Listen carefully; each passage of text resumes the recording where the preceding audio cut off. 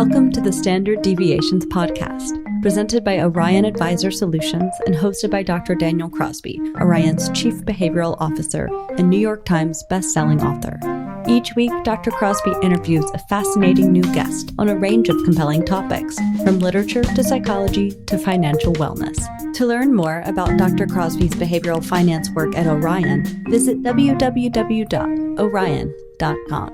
Hello and welcome to the Standard Deviations podcast. I am your host, Dr. Daniel Crosby, and I'm joined today by Laura Larios, who is the founder and CEO of a highly sought-after consulting and coaching brand that delivers world-class nervous system support for ultra-ambitious executives and entrepreneurs. Her work focuses on showing top-tier performers how to sustain peak performance without anxiety, overwhelm, and burnout, which is, I think, something we could all use a little bit more of after the last couple of years we've had. She's a top go-to coach for folks in Silicon Valley and has expertise in polyvagal theory, neuroplasticity, marketing, psychology, somatic experiencing, mindfulness, and neuroscience. She lives in San Francisco with her husband, who's from Spain, and has a passion for travel, architecture, music, neuroscience, and old film. Welcome to the show. Thanks, Daniel. Thanks for having me. So, greatest old film of all time. We're going to start off on a fun. Oh man, you really got. Well, first I have to name the film I was named after, which is Laura. The film noir. I think it's 1944, I believe. That's one of my favorite films. Not, I guess, mostly because I was named after it, but such great storytelling, very suspenseful, and just yeah. And then I would have to say Rear Window is another one. The depth of psychology in that film, I just love it. It all takes place in one room, and the editing and the cinematography.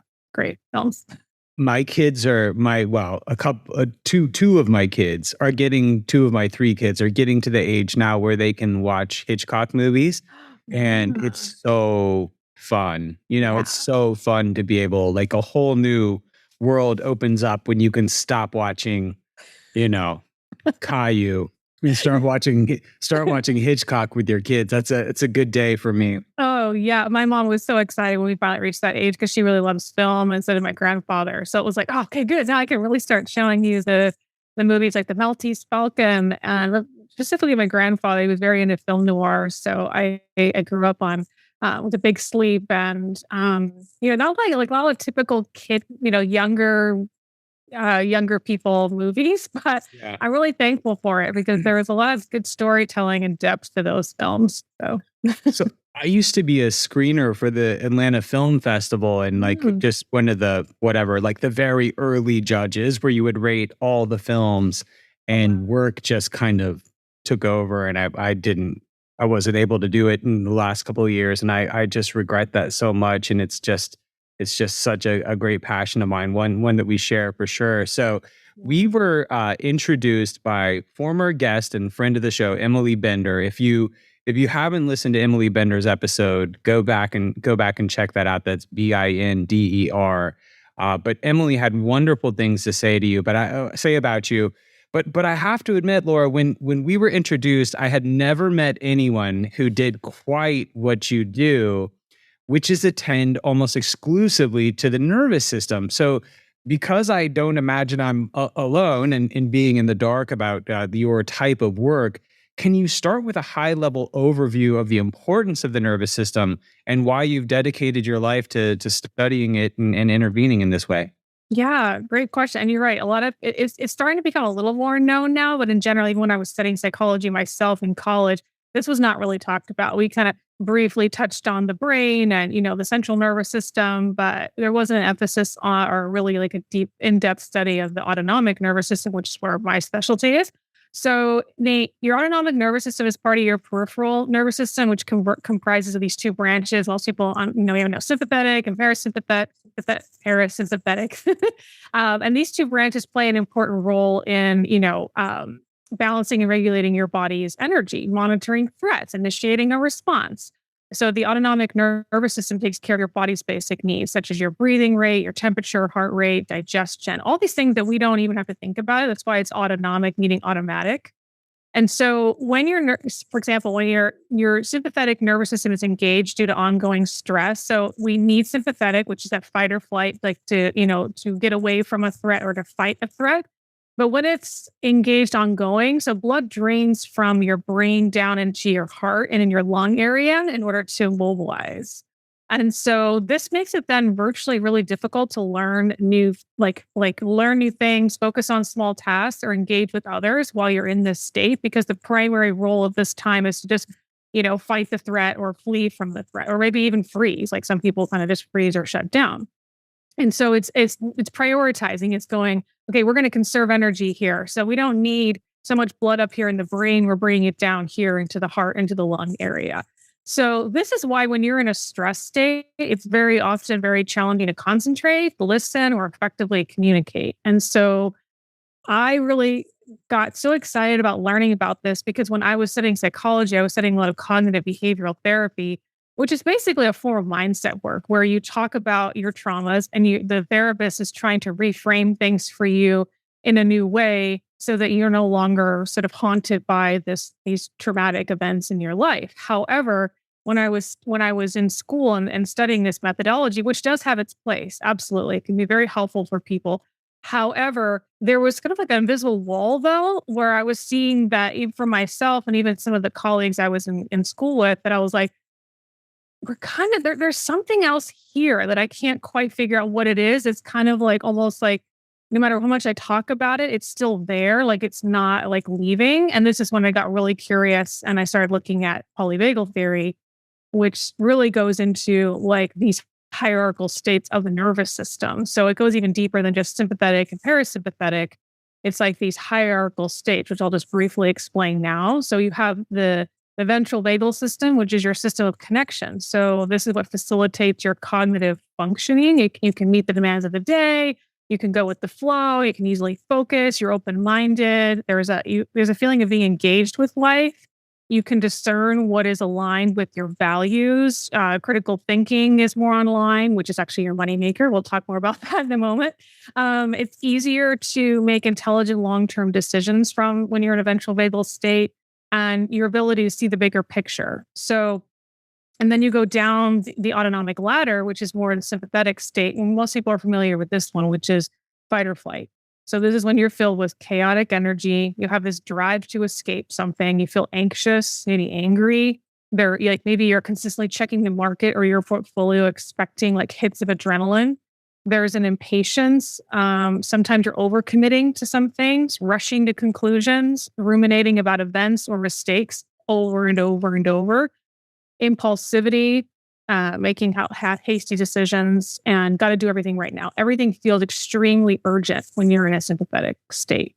And then you're in the dorsal vagal shutdown, which is like the next phase of the system to fight off the threat, which is at this point, you're just going through the motions. You've got drained energy. You're feeling disconnected. You're kind of giving up. There's like a numbness, apathy, fogginess, putting off decisions. You're overthinking things as well. So these are the different hierarchical states. And so this state follows story. So whatever state you're in, it's going to determine what story your brain is going to tell you about what's going on.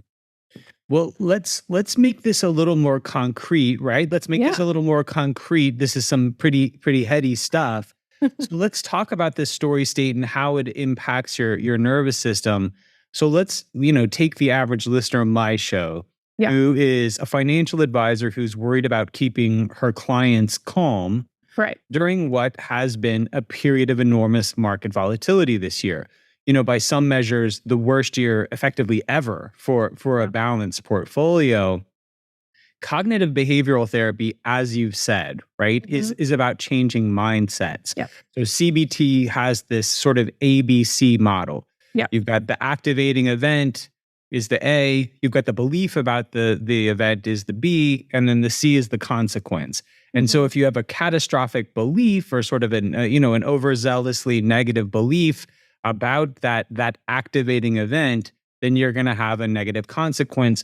So the CBT therapist says, let's intervene at point B. If we can change your mind and sort of your association with this, we can change the consequences. how would someone like yourself work with that same client? And why do you think the nervous system work comes even before changing mindset? Yeah, great question. So because our psychological well-being is actually governed by our physiology. And the reason for this is because 80% of nerves and neural information is traveling actually up from the body to the brain. So it's your body that's informing your brain. For a long time, we thought it was the brain informing the body. And that does about 10-20% of your brain is informing the body. So your thoughts, emotions, beliefs, behaviors all follow what is happening here in your nervous system state or in your body. So mindset work, like you just mentioned, only engages the cognitive, like prefrontal cortex part of the brain. So, but in order to get there, we first have to address what's happening in the body. So if you're flooded with stress chemistry, like most people are these days, based on the amount of volatility and uncertainty, which also human beings, we do not like uncertainty. It signals threat to us. So most of us are in a state of a lot of filled with adrenaline or this feeling of anxiety or worry. And so we have to address that physiology that's happening first before we can address the actual beliefs, because the prefrontal cortex isn't even fully online. So trying to talk someone into a different like belief about what's happening, you're not communicating to the right part of the brain, like the limbic system, which is the emotional part of the brain, and the nervous system. So what you want to do then as a financial advisor is first to acknowledge the state of your client's experience, which is right now, like there's a lot of sympathetic energy, and or there could be a lot of what's also called freeze energy, which is this blended state of like, I have to, but I can't. So it's almost like you have the accelerator on and you have the brake at the same time. So like there's this feeling like I need to get away from the threat, but my system doesn't know how or doesn't know what to do. So it's freezing. And so acknowledging that first, and maybe even helping them name the state. So that's why I talk to a lot of investors or people in financial, so they just get to understand this language a little bit. You don't have to like become obviously a nervous system expert for your clients, but just kind of like, hey, you're a little bit of I feel like you're maybe a little bit of a sympathetic response right now, which makes sense. And also validating that experience for them. That's your physiology sort of taking over right now.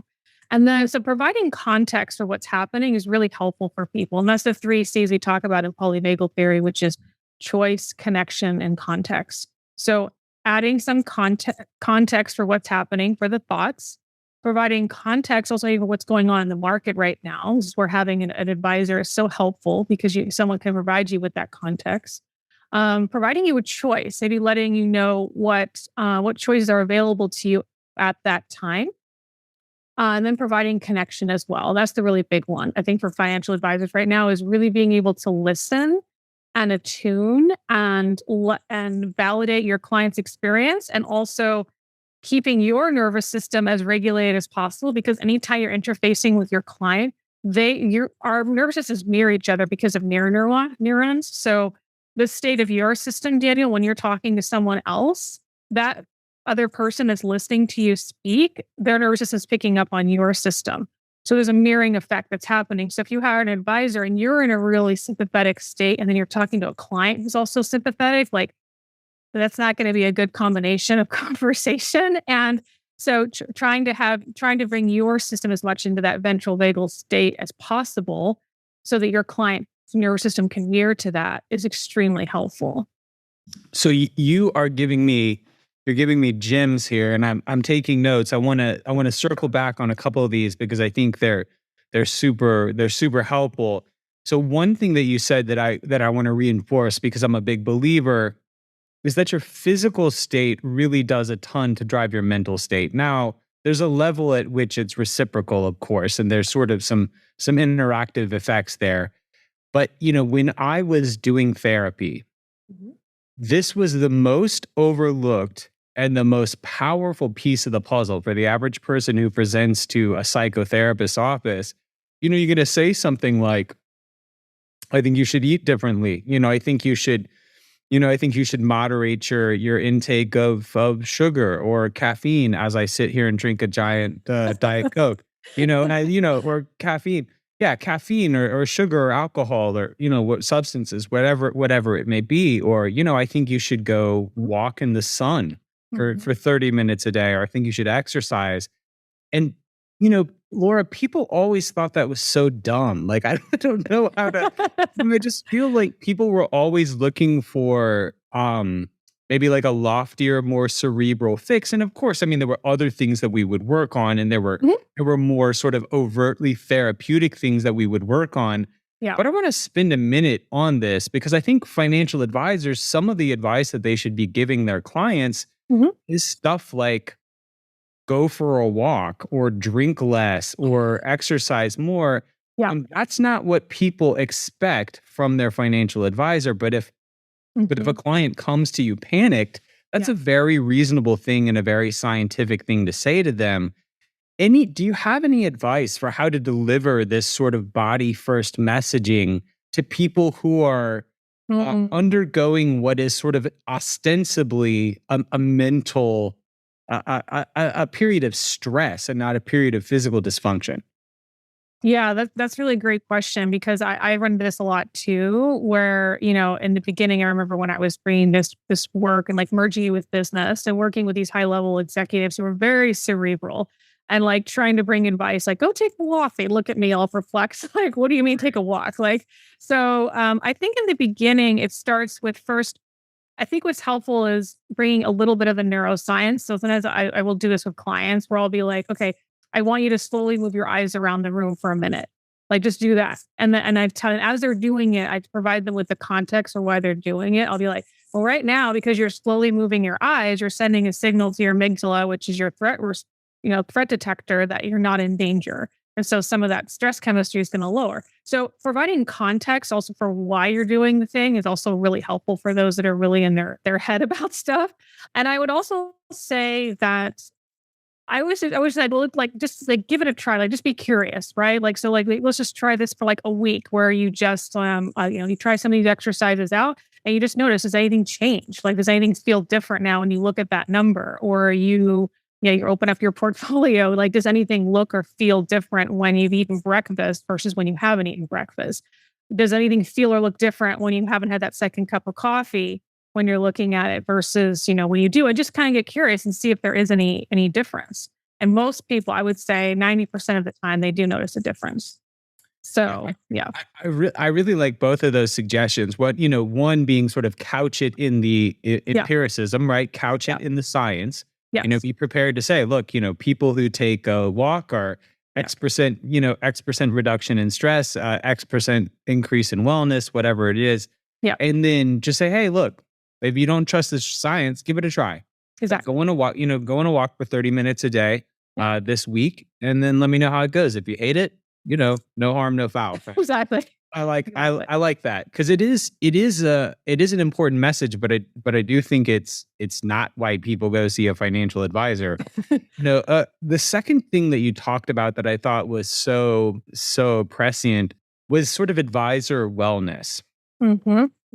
You think about the average advisor who is seeing, I don't know, 25 or 30 clients a week, probably, right? So 25 or 30 clients a week are coming through their office. And in a year like this, those clients are more often than not going to be have some level of stress or upset. Yeah. I've been very transparent about my reasons for leaving the psychotherapy profession many years ago. It was stress contagion.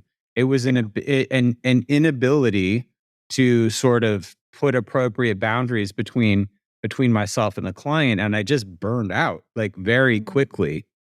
We also know from research done by Brad Klontz and colleagues that coming out of the great financial crisis, the vast preponderance of financial professionals they surveyed showed evidence of anxiety, depression, and in some cases even PTSD because of what they had been through.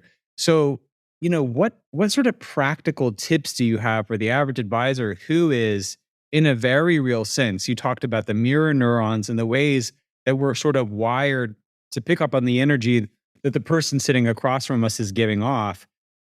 In a bad year like this, advisors are picking up a lot of bad energy. What sort of advice would you have for them? Yeah, I'm so glad you brought this up. Yeah, because it all really does start with even when I work with coaches or leaders of companies, or it's like, let's start with you first. And then because there's a ripple effect to then like your clients or your team, right?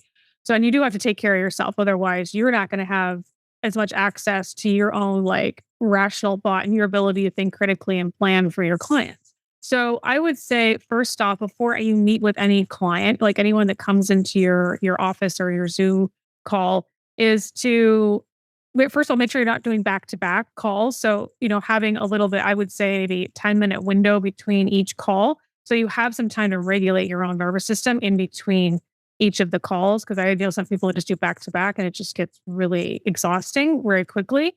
And then, so having those breaks, in between those breaks, doing something like some of these neuro exercises that actually only take maybe 1 to 3 minutes to do. And there's something that you can do at your desk. So you don't even have to go outside, although that's preferable, of course, if you can get out in the sun and get a little bit of fresh air. But if you can't, then I would say, at your desk, one of the things you could do is actually just, I'm going to share an exercise now where you keep your head straight, but you look all the way peripherally to your right. And you just hold that for 30 seconds or so. Yeah. I do the same thing on the left and hold that for like 30 seconds. And so this is engaging the vagus nerve, which is the 10th cranial nerve that runs from the base of the brain stem all the way, like actually all goes into your throat and then goes onto your heart and goes all the way down to your digestive tract. So it's this really amazing wandering nerve that informs the system. Like it basically puts on the brakes a little bit. So like if you were in a really sympathetic state, it's like adding a little bit of brake. So if you just talk to a client who's like really just, spinning out, and your nervous system picked up on that spinning out, then after that call, you probably need a little bit of brake, not slamming on the brakes, maybe just kind of adding a little bit of brake. And that's what that's doing and then just noticing how do you feel after that? You might feel like maybe, and it's not going to be going from 100 to 0. You might feel like, okay, I was at 100 and now maybe I'm at going like 70.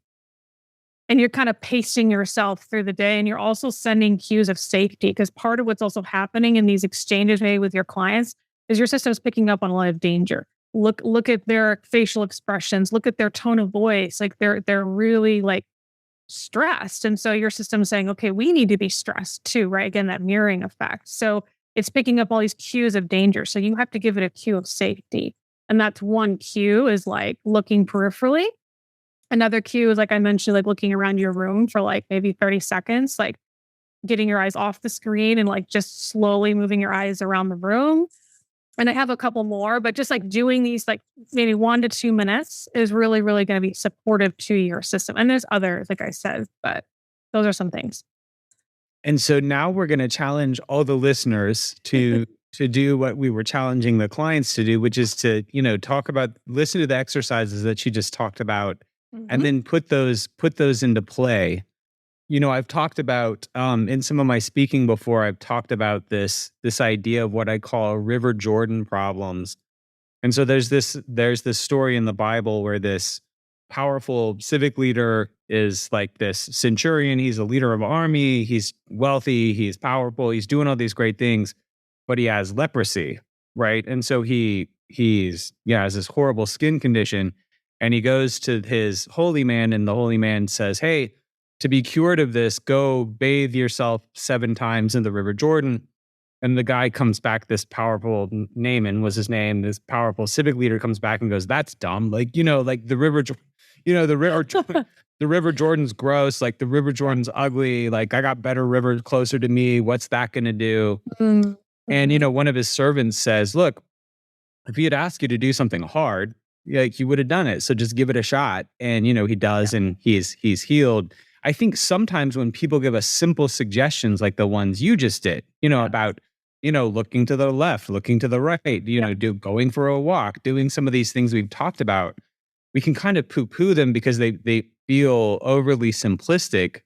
But I think it doesn't always have to be complicated to have a profound impact. Oh, 100%. And actually, I would say the majority of my clients, when they start to work with me, like, wait, but this is so simple. Like, shouldn't it be more complex than this? Shouldn't it be more steps? And this is where it really gets interesting, because the nervous system is it's a complex system, but it's also a very simplistic system. It either detects something as a threat or it's safe, like safe or dangerous. That's it. It only sees it 2 ways. There's no middle ground when it comes to the autonomic nervous system. So that's a very simplistic system. If you think about just 2 ways.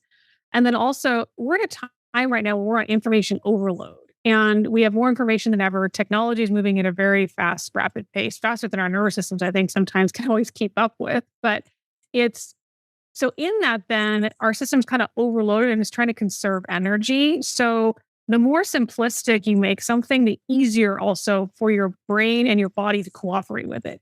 Because right now, if you're trying to give it like right now, if I said, "Oh, Daniel, go after each call, you're going to close your door, you're going to meditate for 30 minutes, and you're going to get into this really calm state," your system is going to say, "Hell no." I mean, heck no. Like, it's just not going to do that. Like, because first off, there's multiple reasons for it. But if you're in a sympathetic state, you also can't just go right into a calm state and like try to meditate. That's actually going to be counterproductive. Actually can cue more anxiety. But also, it's like, we don't have 30 minutes.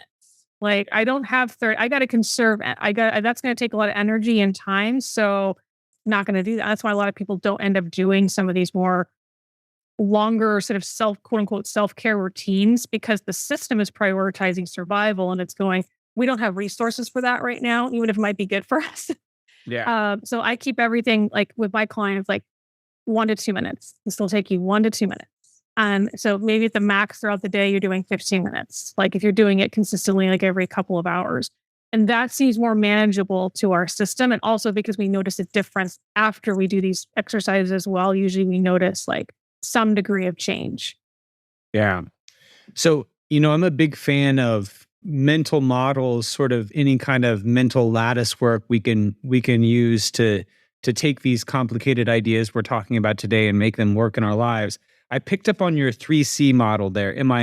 I was furiously taking notes. So choice, connection, and context. Are those did I say those in the right order, or is there an order? There's not really an order. It just, those are the 3 C's for how our nervous systems feel safe, is through context, connection, and choice. Yeah. So let's talk about them then. I want to spend a little bit of time because I think the listeners will benefit from this. In terms of connection, right? There's so much good research on this in the field of financial advice. I talk about this endlessly on this show. Anything else to say there, just in terms of, if you're sitting across from a client, is it really just empathy, listening, connecting to help them sort of have that first that first C to help their nervous system feel safe? Yes. So it's actually, at first it's there's a lot of listening, attuning, and validating. Because oftentimes I also don't see a lot of people validating someone's experience. It is sometimes unconscious. We want to go right to the solution, right? So someone's coming to us with an issue like, "I'm really worried. I think we should sell now. I'm losing all my money," like whatever the thought process might be, because they're in a sympathetic state.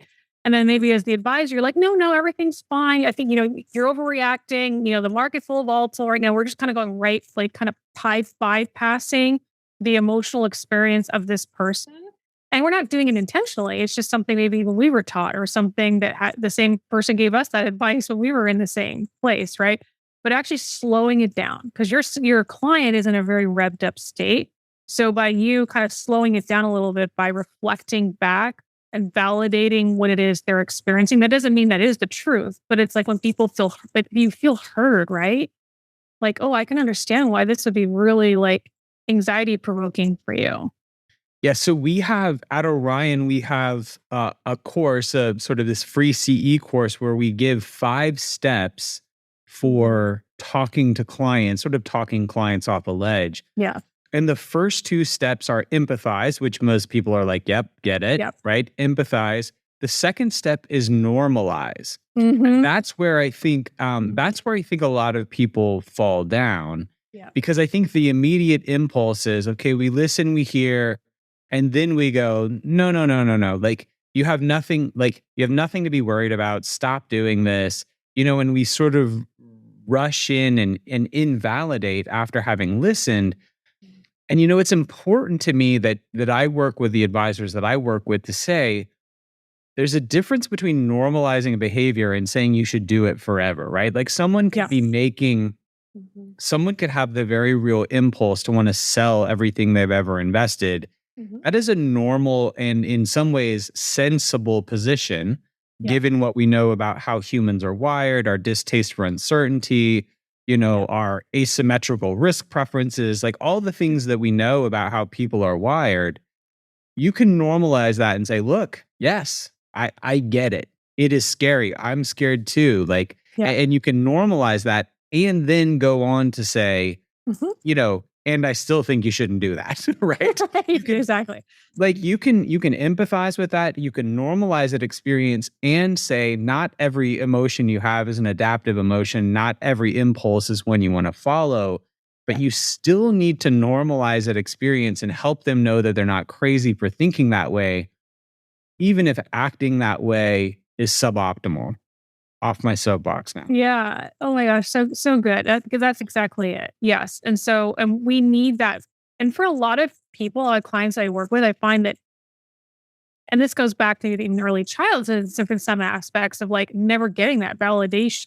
So it's interesting how when, even just like speaking to your financial advisor, not that you have to be a therapist, but like there's just something so healing and like restorative to the system of like, oh wait, I'm being heard. Like someone's hearing me and seeing me, and they're not trying to rush me along or trying to ignore like what I'm experiencing. And that sends again a cue of safety to the system, which once the system gets that cue, then those other higher regions of the brain that like the rational thinking and the critical thinking is more available. So also like trying to talk your client down off a ledge when they're in a really heightened state, it's kind of counterintuitive. You got to deal with the state first on some level. And one of the ways to do that is through validating and through connection and through your own system being more stabilized, so to speak, so they can pick up on that and go, okay, everything's cool. Like I'm not alone in this, essentially. Right. Yeah. No, absolutely. So that's the first, we'll call it the first C of connection.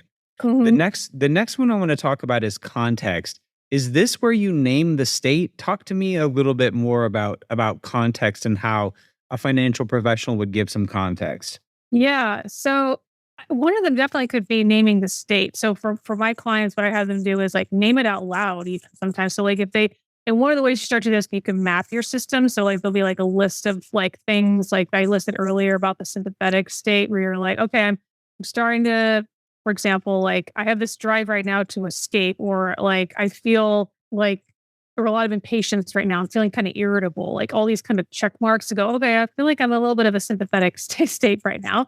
And then knowing that, okay, name the state, like, oh, your heart rate is going faster, or you're not taking as full breath. Okay, that's all makes sense because you're in a sympathetic state. So saying that kind of out loud, or even if you're a financial advisor and you can talk to your client, like, okay, you're in a little bit of activation right now, which is again totally normal. Your system is doing exactly what it needs to be doing because it's perceiving a threat right now. And so that helps to contextualize the experience a little bit. That it almost then feels like it's I know what's happening, because oftentimes what provokes more anxiety is when we don't know what's happening and why it's happening. So when providing context for the physical or emotional reaction that they're having is a physiological one that makes sense, kind of helps to bring the system down a little bit as well. So yeah, naming it. You all get to really know our clients really well. So if you're a financial advisor, you probably have worked with some of your clients for maybe most times it's been years. So you really get to know and understand their patterns. And so that'll be really helpful to maybe kind of keeping track. It's really interesting. I have a few clients like they know immediately who the first people are going to contact them as soon as the market like takes a dip, right? Like they're going to get that call within 30 seconds and so, or a minute or whatever. And they're going to, this person's going to be in a very activated state. So the first thing I want to do is like kind of call that out, number one, and just say, hey, like, I get it. You just saw this happen. And like, you're getting mobilized energy right now. So let's deal with deal with that state first for a minute. Is that okay? And then we can go into like what we can do about this. And I can talk to you about options or provide more context for what's going on. Yeah, I think that's such a powerful suggestion, this context piece, because in a moment of anxiety, there's a groundlessness and a formlessness and sort of a spinning that accompanies anxiety. And I think you just need to set your feet a little bit. And, being able to give people that context you talked about is powerful. When I was a therapist, there was this intervention that I always found corny, but definitely worked.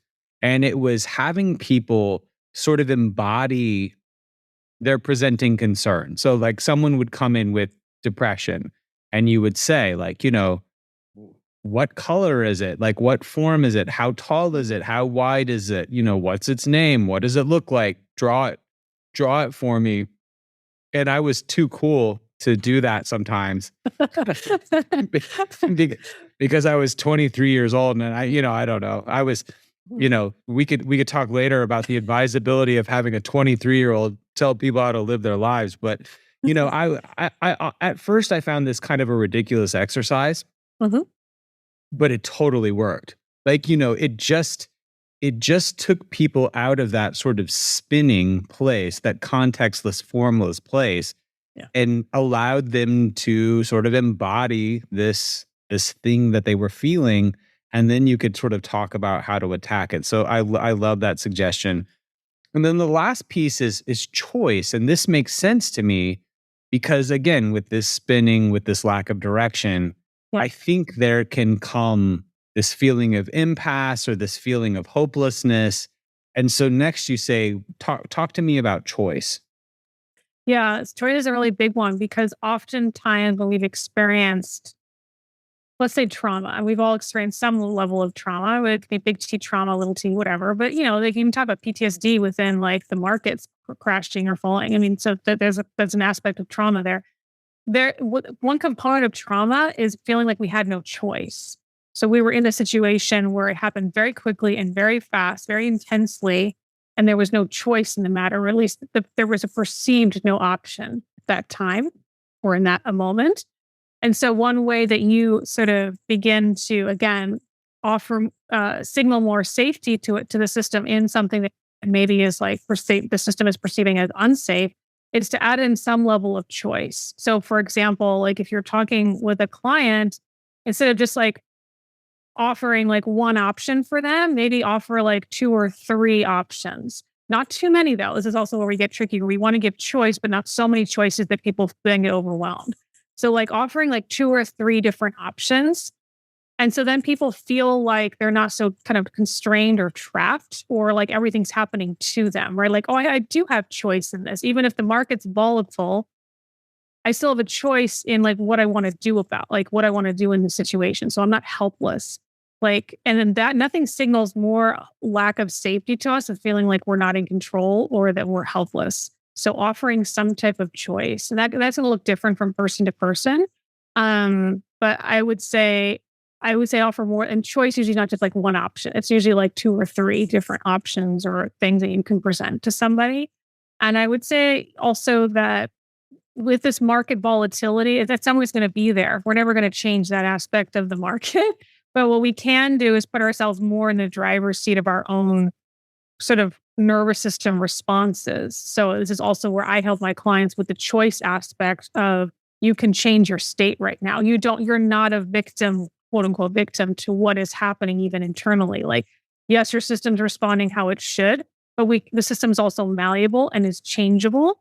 So there's things we can do and introduce to the system so that you feel like you're more in the driver's seat, if that makes sense. Yeah, I think this is another really excellent suggestion, if only because it conforms all of my own biases and my own model.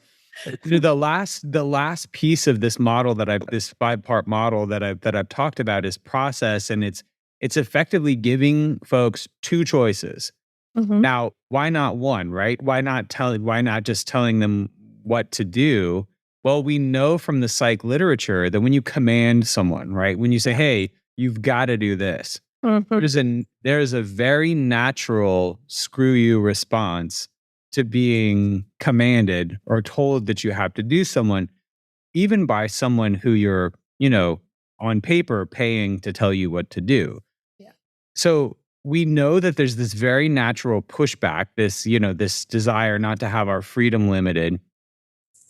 And we also know that advisors want to engender a 2-way sort of reciprocal relationship, right? Like, you're bringing them into the fold. You're giving them advice, like, right? You've narrowed the universe of options from effectively infinity to 2. So, you're adding value, but you're also enlisting their help and getting their buy-in. So again, this is another River Jordan suggestion to give people 2 options instead of just telling them what to do is so powerful. So connection, context, and choice. I absolutely love that. And we'll be using that. So everybody, I sent Laura all these questions and now I've skipped them all. That's all right. We got sent her all these prep questions and I've asked her none of them. But now I'm going to, as we begin to wrap up, I will ask you one. When we look at the research about how people do who work with a financial advisor versus those who go it alone, those who work with an advisor enjoy a host of advantages, everything from, better communication with their spouse to higher returns. And when we look at and kind of drill down why that's the case, it's because folks are using advisors as decisional guides. When they come to these sort of forks in the road of their financial lives, the financial advisor is a savvy decisional guide. And you've suggested and found in some of your research and your work that working with the nervous system directly can have a positive impact on our ability to make decisions. Can you talk about how that's true generally, and then perhaps why it might be true of financial decisions in specific? Yeah, great question. So I kind of want to take it back to the beginning when I was talking about the different states of the system and how there's these hierarchical states, right? So and none of these states are bad. So I just want to preface that if you're going to fight or flight, that's not a bad thing. We need to go into fight or flight. So the issue becomes when you're chronically living in that state. So that's the issue. So we want to talk about then this aspect of let's say you're chronically living in this fight or flight response, which I think a lot of people are. And so you don't have full access, like I mentioned, to different regions of your brain that would allow you to really think critically and think bigger picture and think innovatively and creatively and all the things. And specifically your prefrontal cortex, because I call that your moneymaker. I tell people that that's your moneymaker. That's where your ideas come from. That's how you are able to sort of plan or think for the future, is that region of your brain. And you don't have it fully accessible to you when you're in a chronic fight or flight response. So by working with the nervous system, you can move the system out of that chronic habitual being in that state so that you have more access to that part of your brain that's actually going to make you more money in a sense, because you'll be able to kind of assess the situation thoroughly, not just through the lens of this very myopic, black or white context or view. You're going to be able to see a bigger view. You're going to have it's going to be more nuance, and you're going to be able to see the path ahead. So this is where I talk about the state first. So rewiring the system, changing the database of information that's kind of stored in there, even so that you often have good relationships even with money, because money, man, it's so loaded. There's so much emotion because it's connected to our survival, right? So it's not that all anxiety is ever going to go away probably around money, because there's a connection to our survival, but there is a way to make new associations within the nervous system around your investments, checking your investments, the communication that you're having with your advisor, so that your system's not consistently equating when you look at it, for example, your portfolio with high levels of anxiety. Hey, now we got to really, pump in the stress chemistry, and just the brain's turning off, and then that part of the brain's turning off, the prefrontal cortex, and you're not able to really see the bigger picture, and you may even then act impulsively. It's, talking about that as your moneymaker, and where all your good ideas come from. As you were talking just then, I was reflecting on the early days of COVID, and I felt as someone who I feel usually has lots of ideas, whether it be ideas for, business products or then my next book or whatever. I think back on those early days of COVID. We didn't know much about the virus. Yeah. My kids' school world was falling apart, right? Work was uncertain. The market was down. Work was crazy because I was trying to keep everyone, sort of else in their seat while my own portfolio is crashing. In the hose of ideas was just kinked. I was dumb as a rock. I felt stupid for months because it's all I could do, worry about grocery store shortages and how to educate my kids. And there were so many worries coming at once that there was no space for that sort of idea flow. And like I would do stuff at night, like I would play video games at night, which I never do. But that's all, all all I had capacity for. So it's only after we sort of manage this, this sort of always on nervous system fatigue that we're going to clear the lane for those good ideas to flow. So you've been absolutely awesome today. I want to give you a chance to shout out your own work, but we'll make it a two-parter. If people are intrigued, right? Like if people are intrigued by these ideas today, where can they find out more about you and your work? And then what is another book or resource or video or whatever that you would encourage them to check out as well? Yeah, so you can find me on LinkedIn, Laura Larios, and then you can also find me on Instagram. I'm on there a lot, actually. It's a Laura Lisa Larios, and I also have my website, lauralisalarios.com. And if they want to read a little bit more about my work, so I do have a masterclass. It's you can see in my Instagram. You could go there. There's a link tree. There's a masterclass that I did about the nervous system, and I went over some of the things that we talked about today. The 3 C's, for example. Some of those examples in that particular video are going more towards like maybe entrepreneurs or even coaches, but you can still kind of apply it to any industry. But yeah, that's where I would kind of check out some things for me.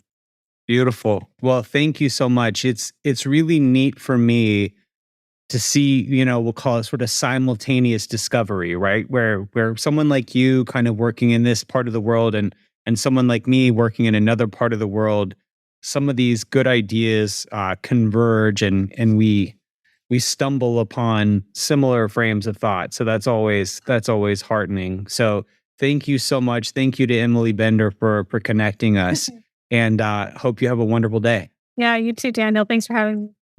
Thanks for tuning in to Standard Deviations. If you can't wait till next week for more behavioral finance insights, visit www.orion.com. All opinions expressed by Dr. Daniel Crosby and podcast guests are solely their own opinions and do not reflect the opinion of or endorsement by Orion and its affiliates, subsidiaries, and employees. This podcast is for informational purposes only and should not be relied upon as a basis for legal, tax, and investment decisions. The opinions are based upon information the participants consider reliable.